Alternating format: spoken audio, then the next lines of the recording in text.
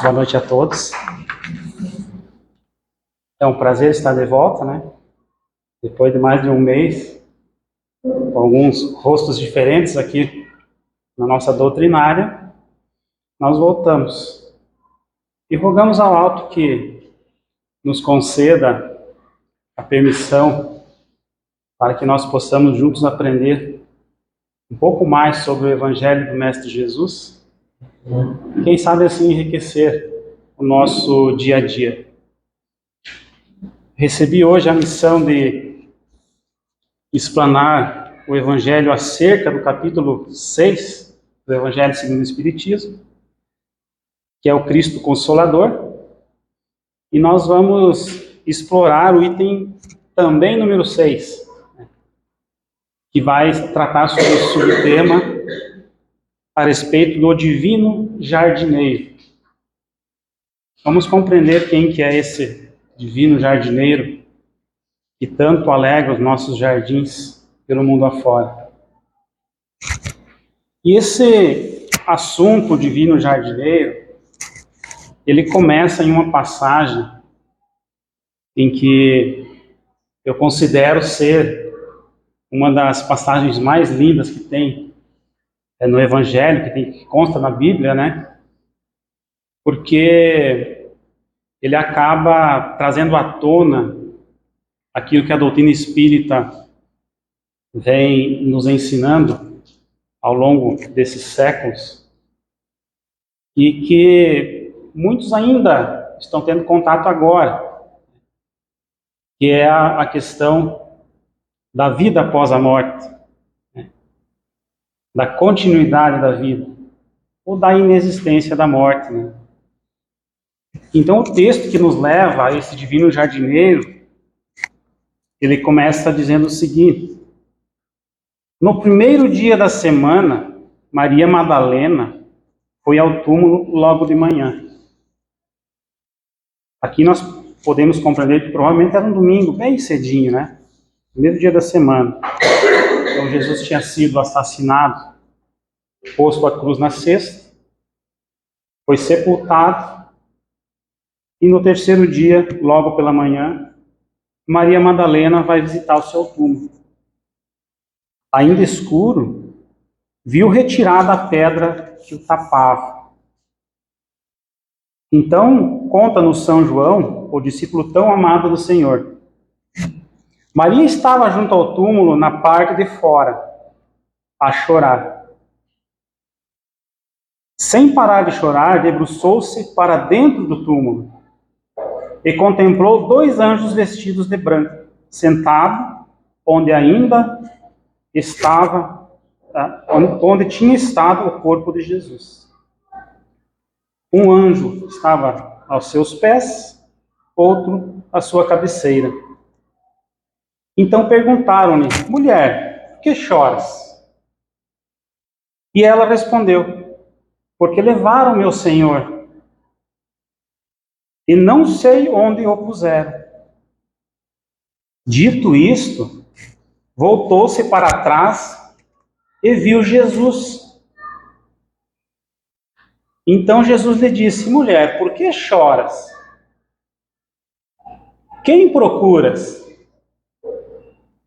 E ela, pensando que era o jardineiro, disse-lhe: Senhor, se foste tu que o tiraste, dize-me onde o puseste, que eu vou buscá-lo. Então disse-lhe Jesus: Maria. Ela aproximou-se e exclamou em hebraico: Rabone, que quer dizer mestre. Então Jesus lhe disse: não me detenhas, pois ainda não subi para o Pai.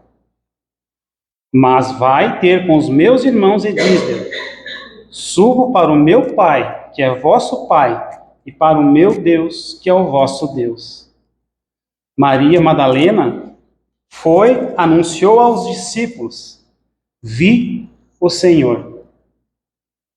E contou o que ele tinha dito. E essa passagem linda está lá em João, capítulo 20, versículo 11 a 18.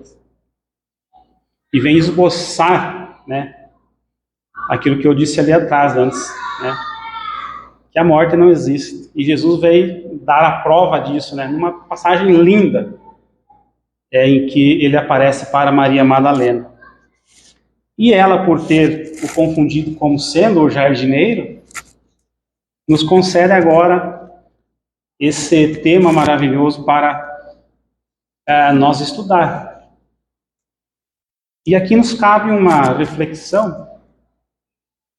E se ela não se confundiu? Se realmente Jesus era um jardineiro, só que um jardineiro divino, será que ela não estava certa nessa intuição dela? E nós vamos fazer um exercício juntos aqui para tentar imaginar, né, o que seria esse divino jardineiro. O que jardim que esse jardineiro estaria a cuidar, a cultivar.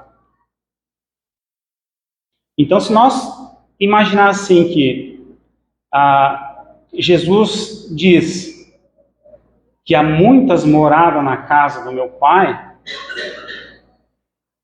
nós vamos supor que o planeta Terra é uma das moradas, né? E essa morada, ela é de propriedade divina, é de propriedade de Deus. Então vamos raciocinar no seguinte: o planeta Terra é a casa divina, é a casa de Deus, a propriedade de Deus. E tem o seu jardim.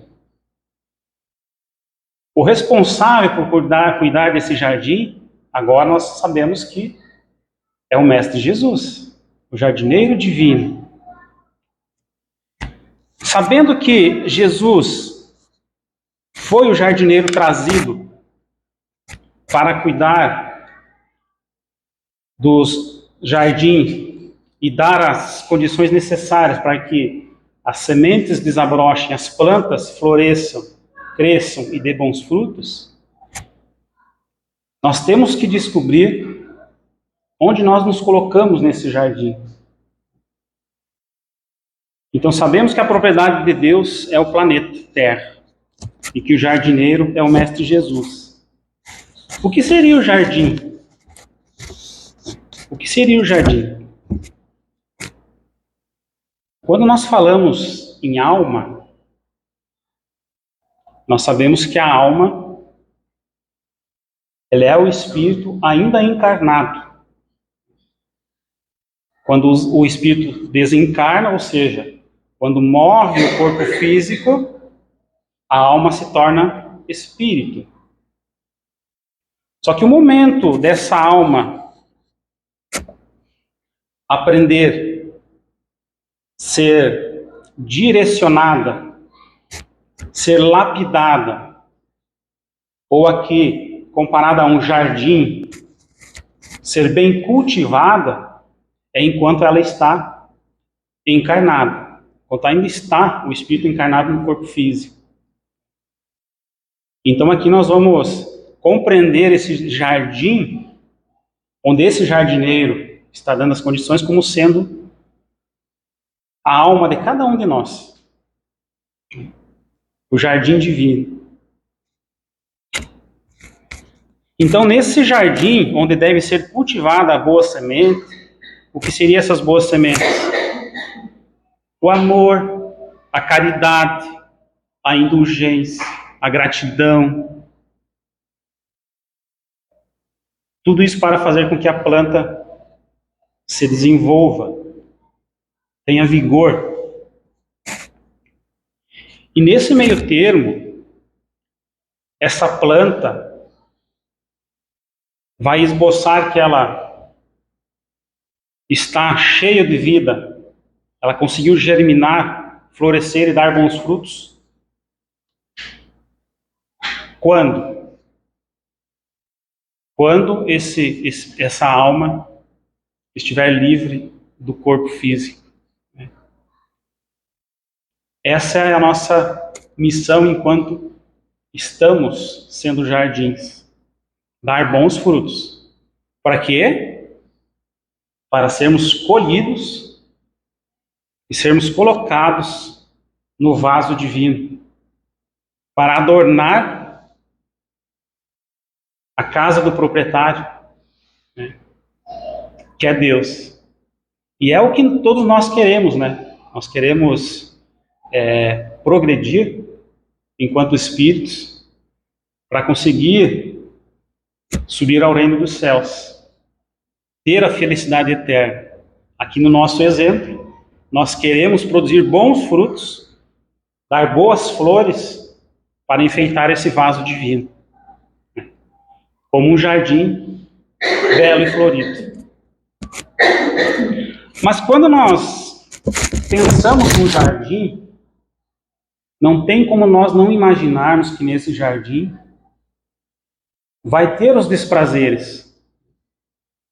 Todo jardim tem, que são as famosas ervas daninhas. Então disse Jesus: o mundo tereis aflições, mas tende bom ânimo, eu venci o mundo. Palavra de Jesus. Está lá em João 16:33. Então todo jardim, ele não é só flores.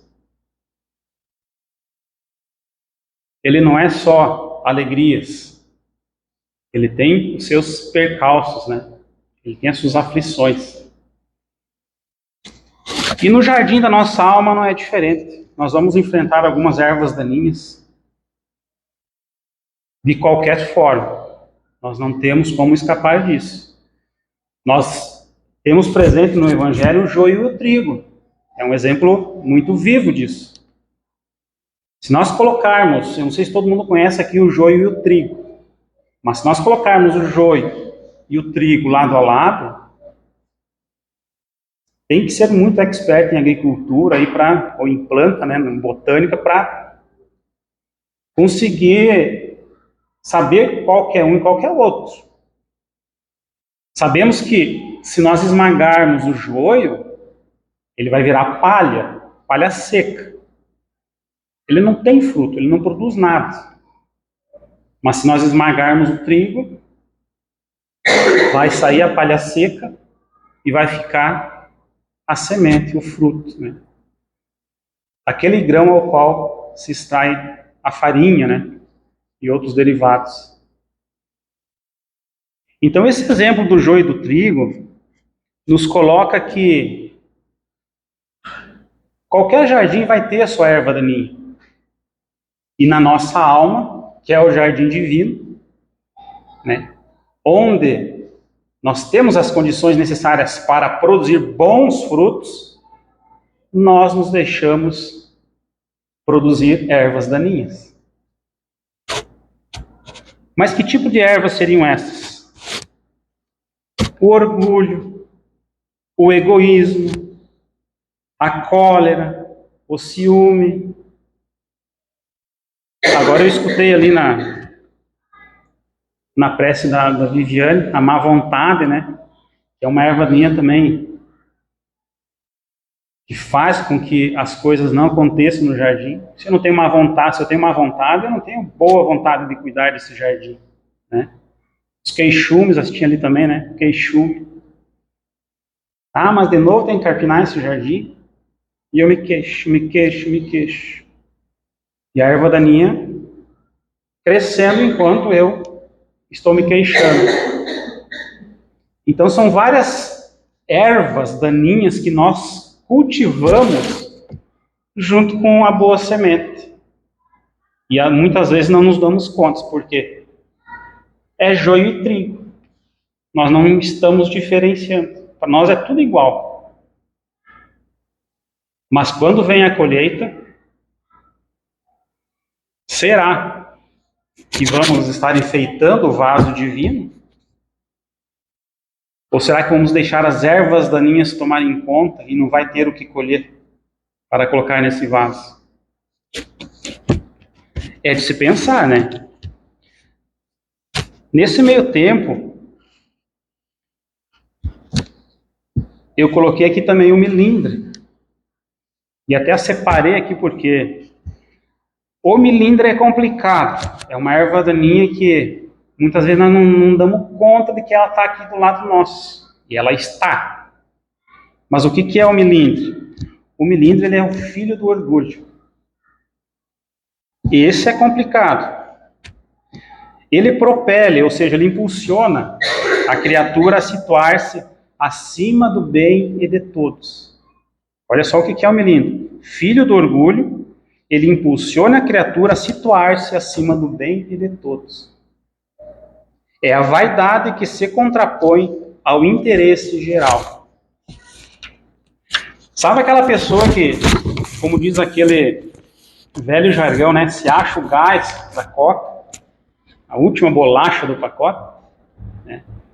Esse é o ser melindrado. Ele é o ser mais importante que tem na face da Terra. Né? Ele não dá condições para as pessoas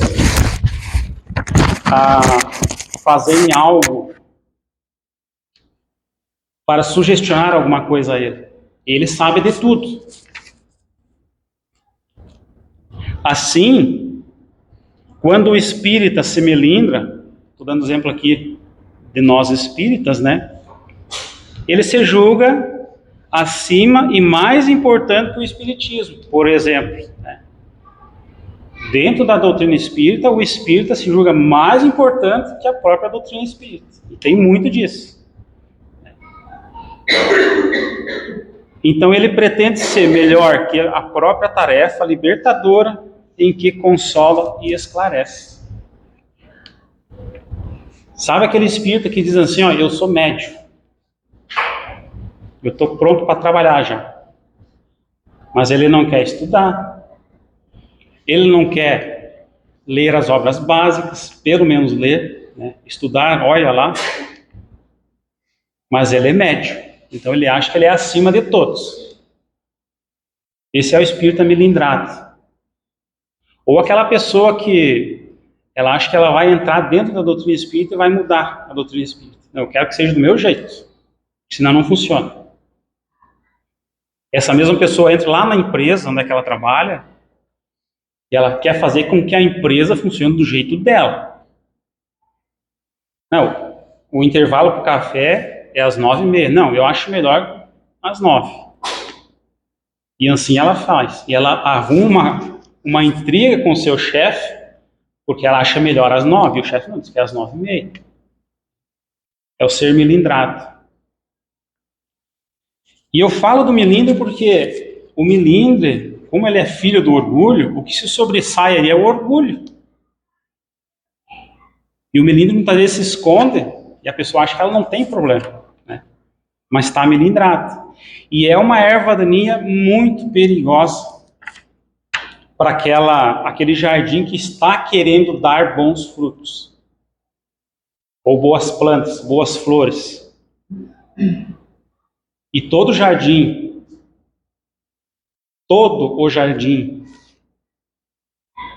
de Deus, um dia ele vai produzir bons frutos. Isso nós não temos como escapar. Se o jardim está problemático hoje, precisa dar uma carpinada, não tem problema. Um dia ele vai ter que dar bons frutos.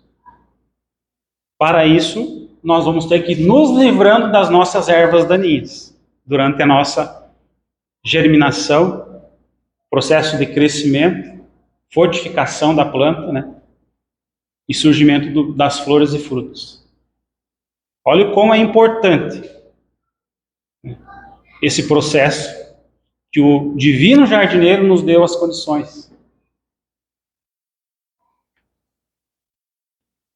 Mas o divino jardineiro, por controlar esse nosso jardim, ele nos dá alguns benefícios. Para esse nosso jardim ter o vigor necessário para dar bons frutos, ele nos oferece 2 elementos: o adubo e o fertilizante.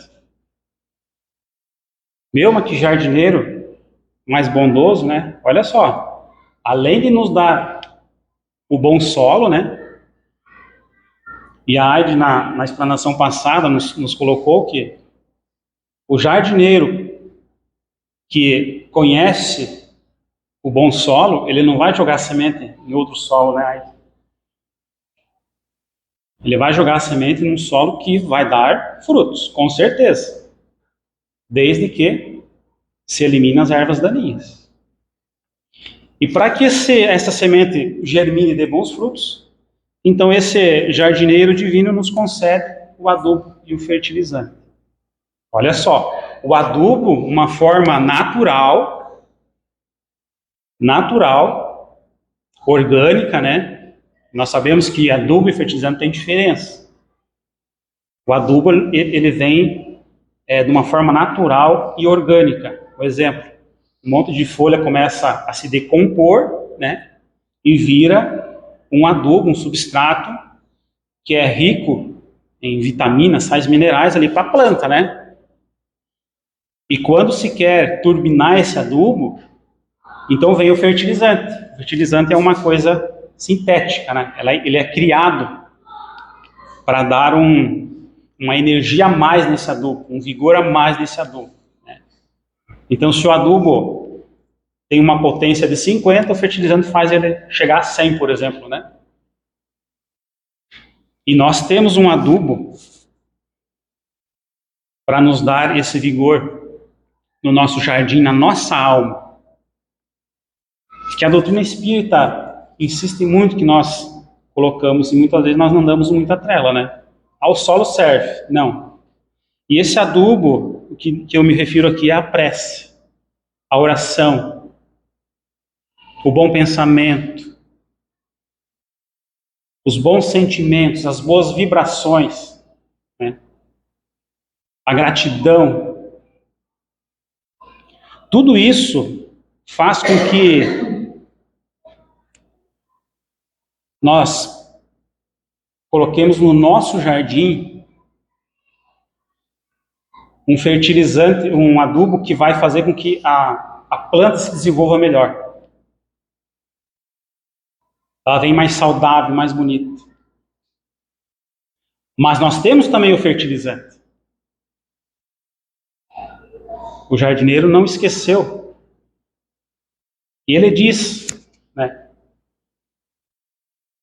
Se nós fosse bem comportado, ele ia mandar um outro consolador, né? Doutrina espírita. E olha só que fertilizante nós recebemos para o nosso jardim, para impulsionar esse nosso adubo. Então, quando nós cultivamos a nossa planta lá fora e praticamos as nossas orações, as nossas preces, e damos a nossa presença aqui dentro da casa espírita, este momento que estamos vivendo aqui, nós estamos turbinando as nossas preces que nós estamos fazendo lá em casa. Nós estamos turbinando o nosso adubo. Então vocês imaginem como que ficará o nosso jardim, né, com esses cuidados. Automaticamente, não há erva daninha que resista a tanto vigor, pois o que vai se sobressair é a planta bela e bonita, né, sufocando assim as ervas daninhas. E esse é o cuidado que a doutrina espírita tem para com nós, enquanto almas que estão dispostas a serem colhidas. Um dia todos nós seremos colhidos.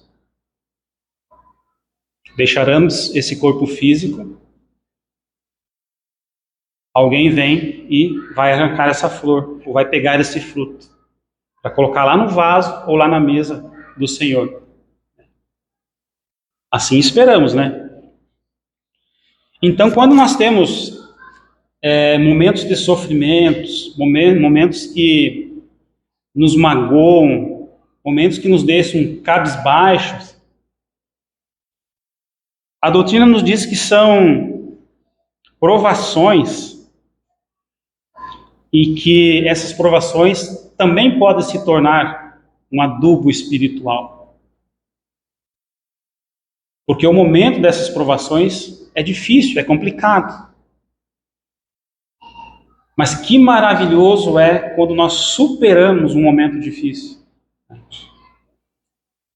Olhamos para trás e dizemos, meu Deus, eu não acredito que eu passei por isso.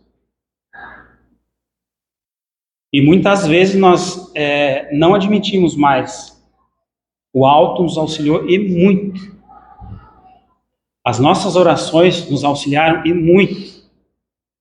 Nós estávamos antes estudando e comentando isso nos estudos, o quanto que a prece nos auxilia no nosso dia a dia, nas nossas dificuldades, mas também o quanto nós somos desleixados no nosso dia a dia. Muitas vezes levantamos, tomamos nosso café e vamos para o nosso dia a dia. A prece, depois. Aí não tem condições, né? Também. Ajuda-te e o céu te ajudará. Então Lucas nos traz um texto lá no capítulo 14, que vai nos dar uma ideia disso, que diz o seguinte: bom é o sal, mas se o sal degenerar, ou seja, se ele estragar, né? Com que se salga? Nem presta para a terra, nem para o monturo. Ou seja, não serve nem para o esterco, para o adubo, né? Esse monturo. Então, lança-o fora. Quem tem ouvidos para ouvir, que ouça. Então, eu tenho as condições necessárias. Eu tenho sal na minha mão. Mas se eu não sei salgar, ou se eu coloco sal demais, o que se faz? Não tem o que fazer. A minha mãe dizia assim, salgou demais o feijão, cozinhou uma batata junto, né? Que tira o sal. Não tira, não. Você estragou o feijão, desculpa. Não sai tudo. Você perdeu aquela dose exata, né? Do sal. Então, quando você deixa estragar o sal, aí é pior, porque você não consegue salgar mais nada. E Lucas avisa isso para nós. Nós temos o adubo na mão. Nós temos aí a possibilidade, uma coisa natural, orgânica, que é a prece. Jesus nos deixou o Pai Nosso. Por que nós não rezamos? Vamos deixar o Pai Nosso estragar? Aí nós somos colhidos e não vamos para o vaso. Aí nós vamos se queixar, né? E nos perguntarão por que não rezaram. Ah, mas eu tinha um jogo bem na hora. Tinha um trabalho, tinha uma reunião. E esqueci da prece. Então a culpa não é do jardineiro, né? A culpa não é do jardineiro. Então, ainda que as provações pesem e causem sofrimentos profundos, não podemos deixar de adubar o solo interior com esse adubo. Porque Jesus disse, a vossa tristeza se transformará em grande alegria. Isso está lá em João 16:20 também. Então nós não vamos ser livres dos desafios, das tristezas, dos momentos amargos na nossa vida. Mas nós temos que ter a consciência que tudo passa. Esses momentos passarão e se transformarão em alegria. Se não aqui, quando desencarnarmos. Né? O nosso problema é que nós não queremos ir, né? Há um céu disponível aí, mas ninguém quer ir. Né? Então que possamos cultivar esse nosso jardim enquanto estamos aqui.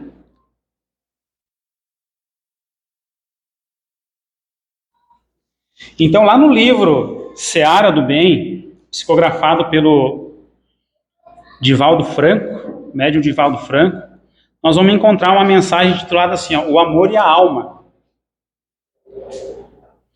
Essa mensagem é ditada por Teresa de Jesus e ela diz o seguinte: o amor é o adubo e a alma é a vida. Lembra do amor nós falamos lá atrás como adubo? Olha, Desta união cresce o lírio do bem a perfumar a humanidade. O Senhor, o jardineiro divino, encarrega-se de sustentar a união entre o amor e a alma, de modo que o aroma se espraia, seja a luz da caridade que espante as trevas da ignorância e do sofrimento, modificando a paisagem aflitiva do mundo. Então, olha só, essa mensagem é muito linda que Divaldo nos traz aqui, dizendo que uma vez que nós unir o amor ao nosso jardim, né? O amor que ela dá ao nosso jardim, que é a nossa alma, o próprio jardineiro divino vai cuidar mais efetivamente desse jardim, vai dar a sustentação necessária para que aí sim, vamos deixar que desenvolva, né? Que vai dar bons frutos, não tem erro. Uniu aquilo que é necessário para a planta se desenvolver. Então não tem o que o jardineiro fazer, deixa que se desenvolva. Mas nós vamos ter o suporte dele, porque ele conhece o seu jardim. Muito linda essa mensagem. E eu não podia deixar de trazer para vocês aqui o próprio capítulo 6, que é o Cristo Consolador, de onde nós extraímos esse jardineiro divino. Porque ele é muito revelador, e eu vou pedir licença para ler para vocês aqui, e vou pedir que vocês já abram em casa o Evangelho. Eu sei que muitos já ganharam o Evangelho aqui, no nosso sorteio, né? Peço que abram em casa e releiam, que ele é muito revelador nas suas diversas colocações aqui para nós. Então, o item 6 diz o seguinte: venho instruir e consolar os pobres deserdados. Venho dizer-lhes que elevem a sua resignação ao nível de suas provas. Que chorem, porquanto a dor foi sagrada no jardim das oliveiras. Mas que esperem, pois que também a eles os anjos consoladores lhes virão enxugar as lágrimas. Obreiros, traçai o vosso sulco, recomeçai no dia seguinte o afanoso labor da véspera. O trabalho das vossas mãos vos fornece aos corpos o pão terrestre. Vossas almas, porém, não estão esquecidas. Eu, o jardineiro divino, as cultivo no silêncio dos vossos pensamentos.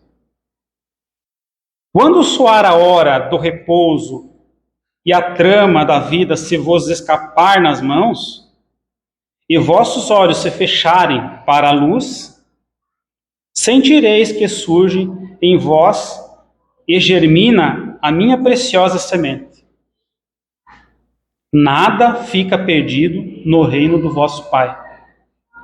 E os vossos suores e misérias formam o tesouro que vos tornará rico nas esferas superiores, onde a luz substitui as trevas, e onde o mais desnudo dentre todos vós será talvez o mais resplandecente. Em verdade vos digo, os que carregam seu fardo e assistem os seus irmãos são bem amados meus. Instruir-vos na preciosa doutrina que dissipa o erro das revoltas e vos mostra o sublime objetivo da provação humana. Assim como o vento varre a poeira, que também o sopro dos espíritos dissipe os vossos despeitos contra os ricos do mundo, que são, não raro, muitos miseráveis, porquanto se acham sujeitos a provas mais penosas do que as vossas. Estou convosco, e meus apóstolos vos instruem. Bebei na fonte viva do amor, e preparai-vos, cativos da vida, a lançar-vos um dia, livres e alegres, no seio daquele que vos criou fracos para vos tornar perfectíveis, e que quer modeleis vós mesmos as vossas maleáveis argilas, a fim de seres os artífices da vossa imortalidade, o Espírito de verdade. E essa assinatura aqui, o Espírito de verdade, é muito interessante, porque nós já sabemos que o Espírito de verdade é o Mestre Jesus. E este Cristo Consolador do capítulo 6, ele tem várias mensagens do Espírito de verdade. Então, as várias mensagens que tem ali é do próprio Jesus. Então, muito interessante nós ficar por dentro dessas mensagens, né? E aqui em cima, olha só, ele diz: eu, o jardineiro divino. Primeira pessoa do singular, né? Eu quem? Eu, Jesus, o jardineiro divino. Então, que nós possamos repassar esse texto do capítulo 6 e refletir tudo o que ele está nos dizendo aqui. Porque através desta mensagem do Evangelho segundo o Espiritismo, várias e várias mensagens vieram fazendo referência a esse jardineiro divino, né? E nós sabemos que dentro da doutrina hoje, vários exemplos envolvendo as plantas, o jardim, o adubo, né? Nós temos aí a passagem do joio e do trigo, né? Os bons frutos, a parábola ali que conta a história das sementes, né? Várias passagens assim que nos levam a refletir aquilo que Maria quis dizer lá quando avistou Jesus e que se confundiu, achando que era um jardineiro. Na verdade, ela viu um jardineiro mesmo, né? Ela viu um jardineiro mesmo. E hoje nós temos uma ideia que jardim era esse. E Humberto de Campos não podia deixar de fora essa passagem do jardineiro divino sem trazer uma mensagem consoladora para nós também. E aqui eu trouxe uma mensagem que ele traz lá na Paz e a Verdade, que é uma mensagem ditada pelo próprio Humberto de Campos a Chico Xavier.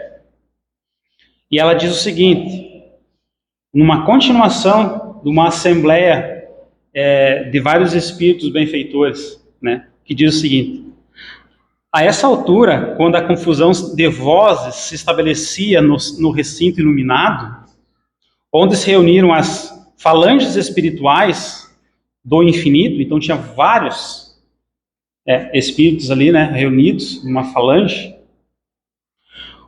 o gênio da verdade, que era o supremo diretor desse conclave evangélico dos espaços, exclamou gravemente: calai-vos, meus irmãos. Ninguém na terra poderá colocar outros fundamentos a não ser o de Jesus Cristo. Eu vou repetir aqui, ó. Calai-vos, meus irmãos. Ninguém na terra poderá colocar outros fundamentos a não ser o de Jesus Cristo. A evolução moral dos homens será paga com os mais penosos tributos de sangue das suas experiências. Olha só.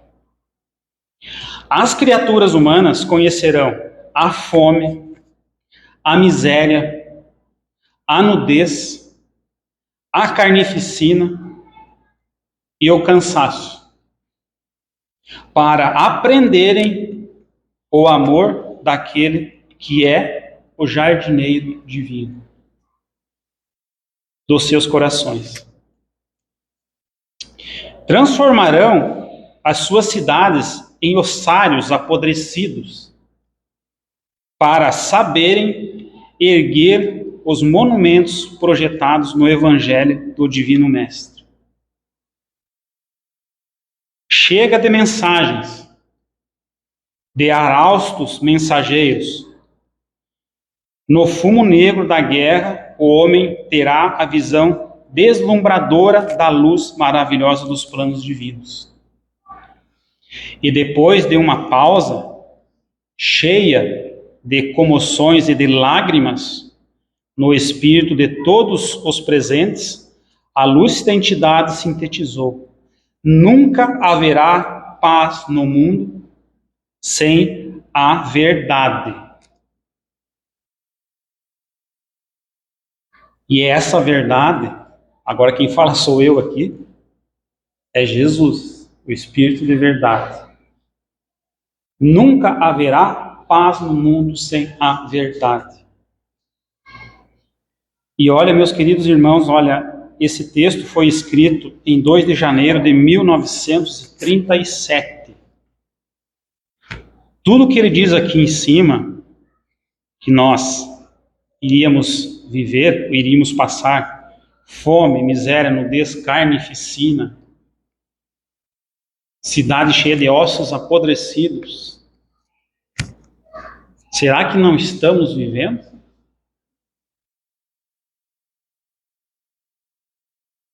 Será que não está faltando o divino jardineiro aí nos nossos jardins? É de se pensar, né? Mas para amenizar um pouco esse pensamento, lá no Mandato de Amor, Chico Xavier nos traz outra mensagem. E eu tenho que ler, porque essas mensagens aqui, elas nos ensinam muito. Que ela foi psicografada por Chico Xavier, que é uma mensagem de Emmanuel. Que ela diz o seguinte: ora, crê, trabalha e espera. Olha só. Ora, crê, trabalha e espera. Ele não está falando aqui para nós pedir nada. Orar, crer, trabalhar e esperar. Um dia vai dar bom fruto. Né? Um dia, quando entoardes o hino de amor a Deus, despertarás na visão larga e divina de todas as coisas. Teus amargores estarão terminados. Teus sonhos levados a efeito do belo plano e de todas as concretizações. Teu passado estará redimido. Uma onda de luz banhará, então, os teus olhos. Numa ressurreição de vida gloriosa, as mãos suaves e doces do divino jardineiro terão plantado para sempre em tua alma os lírios maravilhosos da imortalidade radiosa da eterna esperança. A notícia triste aqui é que nós vamos estar desencarnados, tá? Quando nós nos dermos conta disso, e isso acontecer. Né? A notícia boa é que vamos estar sendo colhidos para sermos colocados lá na mesa do Senhor, ou lá no vaso do Senhor. Então o jardineiro divino, ele vem nos ensinar grandiosos ensinamentos que farão que o nosso jardim possa produzir bons frutos. Ele já está aí, né? Nós estamos aqui presentes, utilizando o fertilizante, que é a doutrina espírita. Estamos impulsionando. O que está faltando? Nós tirar algumas ervas daninhas que estão nos prejudicando, né? Perante o alto. E eu trouxe uma última mensagem, essa eu juro que é a última. Porque ela é recente, ela é uma psicografia de vários espíritos, que é do dia 24 de julho de 2022. Então, olha só, 932-2022, falando do jardineiro divino. O quanto nós devemos explorar esse tema, né, nas nossas leituras, nos nossos estudos, né, para ver o que o alto está querendo nos contar sobre isso, né? Então, essa psicografia diz o seguinte: o jardineiro divino, o Cristo enviado por Deus para instruir a humanidade terrena, que abarca espíritos e homens, É a prova evidente e viva e atuante da providência divina. Não há um canto deste mundo que não esteja sob o olhar de Jesus. Não adianta se esconder. Ah, é só eu que estou vendo. Não. Você não está escondendo de ninguém. Não há um único recôndito de cada alma ignorado pelo jardineiro divino. Não adianta nós achar que vamos deixar lá um matinho escondido. O jardineiro vai ver. E antes que esse jardim produza bons frutos, ele vai dizer, ó, arranque. Com essa erva daninha não vem, não adianta. É ele que, diligentemente tendo por auxiliares os anjos de Deus, favorece a germinação na sua preciosa semente, nos corações mais endurecidos, mais retinentes, e faz vibrar a caridade nas almas mais improváveis de serem tocadas nesse sentido. Então, gente, não tem como escapar. O coração mais duro, mais endurecido, aquela pessoa mais irritada, mais brava, né? Aquela pessoa que se diz assim, ó, não tem jeito, não adianta, pode abandonar. Vai ter que se render um dia. Vai ter que se render um dia. Eu falo um dia, mas tem pessoas que é milênios mesmo, né? Não tem. Tem uns que são muito endurecidos. Né? Mas segundo o jardineiro divino, não tem escapatória. Deus deu ao seu Filho bem-amado a missão de conduzir todos os seus irmãos menores ao seu regaço, e para isso estabeleceu um laço inquebrantável entre eles. Graças a esse laço, forjado pelo amor, é que inevitavelmente todos os homens gravitam, mais dia, menos dia, para uma unidade divina. Olha aí o que eu estava falando. Mais dia, menos dia não tem. É o caminho de todos. Pela razão ainda ao sentimento. Tal laço, em vez de enfraquecer-se com a maturidade do ser, como por vezes ocorre entre os pais e filhos terrenos, mais e mais se fortalece, especialmente naquele em cujo coração se sobressaem os elementos de origem divina, que o jardineiro busca fazer germinar. É assim que cada vez mais cresce o número dos participantes do divino concerto, sob a regência do grande maestro, formado por todos aqueles em cujo peito vibra o desejo sincero de cumprir a lei de amor e de caridade. Por mais que se tente apagar a face da terra os ensinos do Cristo, jamais se logrará êxito. Por mais, vou repetir, que se tente apagar da face da terra os ensinos do Cristo, jamais se logrará êxito. Pois o que vem de Deus é perene e inamovível. Como disse o próprio Mestre, o céu e a terra passarão, mas as minhas palavras não passarão. Ele falou com sabedoria e disse uma grande verdade. A ciência espírita é uma prova do amor de Jesus pela humanidade, pois trata-se de um convite ao divino concerto, um apelo dirigido à razão e ao bom senso. Todos podem aceitá-lo, quando desistirem da tola pretensão de lutar contra Deus e seus emissários, o que seria recusar a própria felicidade. É o jardineiro divino que vos convida a tomar um lugar no divino concerto. Homens, irmãos, a quem amamos, tomai, pois, a lira e fazei uníssonas as vossas vozes. É uma mensagem do anjo guardião. E que se segue a uma outra mensagem dizendo o seguinte: se em tua alma as ervas daninhas do orgulho e do egoísmo, olha, nós estávamos falando, né? Ainda teimam em produzir rebentos, pede ao jardineiro divino que te dê sabedoria para descumpri-la, para descobri-la e força para eliminá-las desde a raiz, a fim de que em seu lugar possam germinar as sementes da humildade e da caridade. Essa é uma mensagem de Vianney. E agora, pessoal, eu juro que é a última. A mensagem de São Luís. Não há terreno tão endurecido no coração de um filho de Deus, no qual não exista uma brecha, por onde possa penetrar a luz dispersa a semente do amor divino, aí colocado, a fim de que ela possa germinar e florescer. São Luís. Eu li as três porque elas vieram todas juntas, né, no mesmo dia, e se referindo ao jardineiro divino.